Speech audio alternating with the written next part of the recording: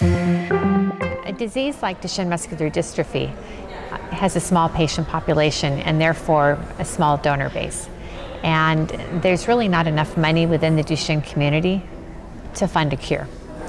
And we realized this early on, that as the projects that we're funding are moving from the preclinical studies, which would take maybe $1 million, $2 million, moving into the human clinical study, where the costs go up exponentially into the multi-millions, that we had to be able to reach outside of the Duchenne community in order to fund this research.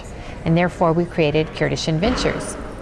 And I'll back up a little bit just to talk about the evolution into Cure Duchenne Ventures.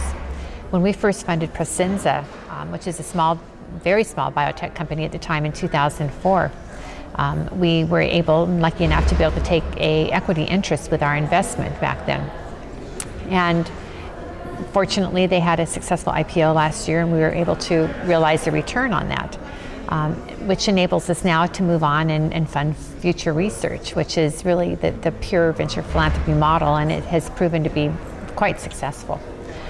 But still, we're still getting our donations from the same donor base, going back to the same parents, the same families, the same friends, and we knew that we weren't going to get the kind of money we needed to really push this research forward fast enough. We know that as a nonprofit organization, we'll get this funding, but it's going to take a lot longer. And as we're waiting for the funding, as we're waiting to fund these projects, my son, who's 17, will stop walking. And a lot of the other boys, in fact, it's a whole generation of boys that we're talking about that are so close to having treatments that if we can accelerate those treatments now versus a year or two later, it's going to mean a world of difference for these families. So we've been working for a few years trying to figure out a way to really institutionalize what we've been doing through the venture philanthropy. And we came up with Cure Duchenne Ventures, which is actually a for-profit business. We will have separate LLCs under the umbrella of Cure Duchenne Ventures, and each of these LLCs will be investing in a particular project.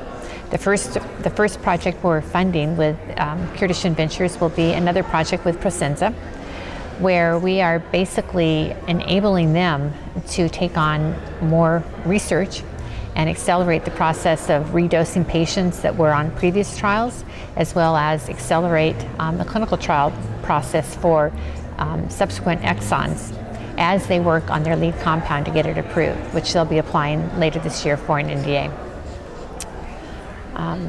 So we're hopeful that we'll be able to attract people that not only want to do good, but will make a profit out of it, and possibly those people who want to make a profit but also feel that they'll be doing something good.